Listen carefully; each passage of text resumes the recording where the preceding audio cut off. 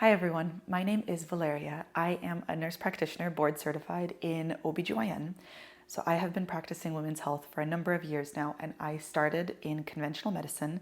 But really what I have found my home in is also just giving women the knowledge and the education and the power to really understand that you do not have to fight the war on your body. And that's what we've been conditioned to do. And many of my patients will hear me say this because I'm so incredibly passionate about it, that we've been conditioned as women, particularly in kind of modern world, to suffer. And we hear this day in and day out of, well, your period should be painful.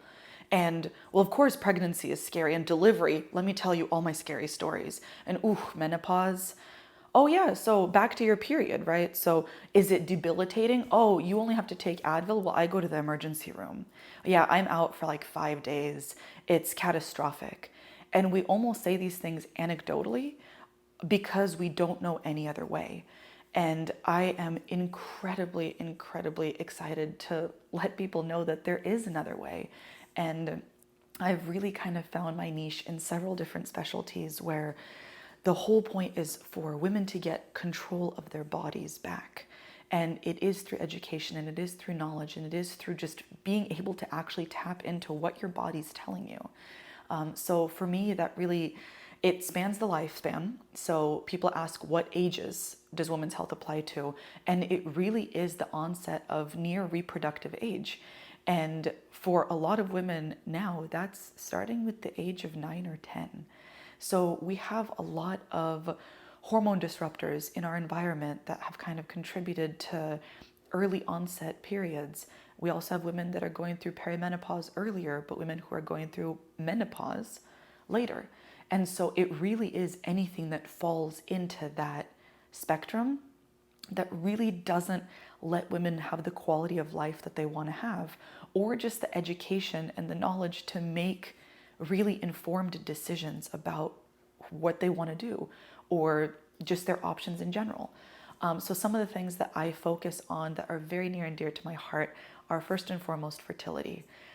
Whether it's fertility or the path to fertility and maybe struggles with infertility, that to me is something that's incredibly sensitive and important, because what I have found, particularly being conventional medicine trained, is that we were trained in the disease model. And the disease model is, okay, you want to get pregnant, get off your birth control.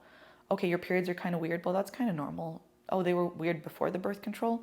Well, just try for a year, right? Just try for a year, take a prenatal, and come back to me if you're not pregnant in a year, and we'll refer you to a specialist. What I now know from working with a lot of women who had to go through a lot of struggles that were often really unnecessary is that it's not how it should be.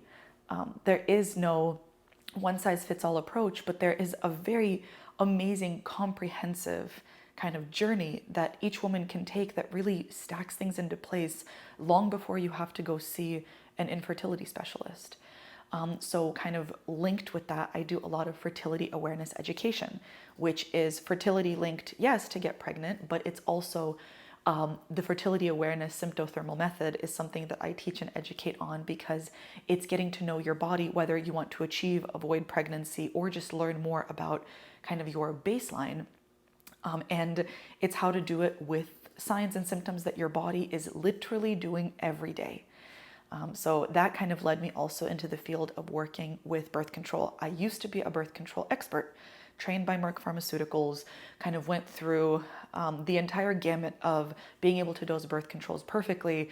I was down to you to think about it like an algorithm, or you're getting like the most bang for your buck and you have these 15 symptoms, let's make them go away. And you realize that whether it's the pill or the depot shot or any of the IUDs, a lot of people have a lot of side effects. And again, did they really need that birth control, that hormonal birth control? What was the underlying cause that was going untreated that's still going to present later on? It's just going to present when it possibly might make much more of a dramatic impact.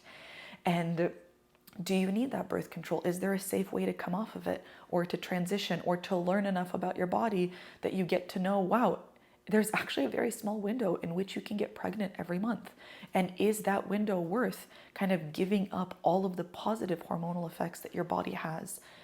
because we don't have to fight the war on our hormones. It's that simple.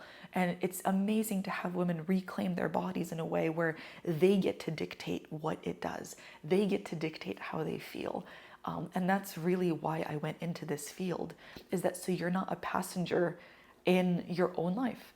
And so that the transitioning through birth controls and kind of transitioning out of them, or just finding support while you still have to stay on birth controls, because they do deplete your nutrients, they do cause inflammation. And that's just the mechanism of action. So how do you actually optimize your body so that you feel the way that you want to feel, no matter your choices?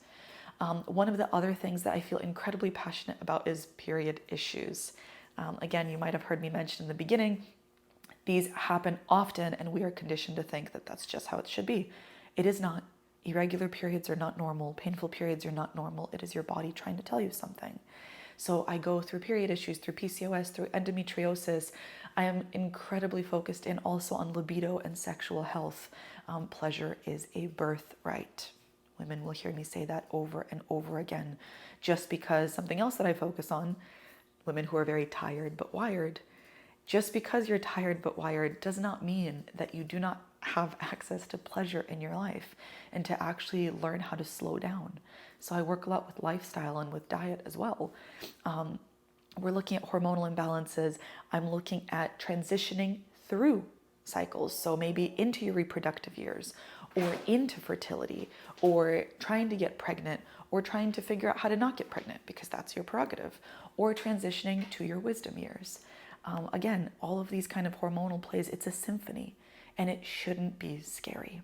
And last but not least, it's this idea of whole woman wellness. It's that we're so intricate, and people will constantly hear me say that, yes, we're complex, but we're not that complicated despite what we've been conditioned to believe. So we are complex, and it does look in there like the inside of an airplane cockpit, like there's a lot going on. But the beauty is that it really wants to work. And it is this symphony where when things play right, it's something it's beautiful and it's empowering, and you feel like you get you back. And I think that's the whole point of women's health for me, is that you get to feel like yourself, not like you're fighting all of these things just to kind of make it through, or just to hurt a little less, or be a little less scared. We really are beautiful, and we've been created as such, and I think women should get that back. So that is women's health for me in a nutshell.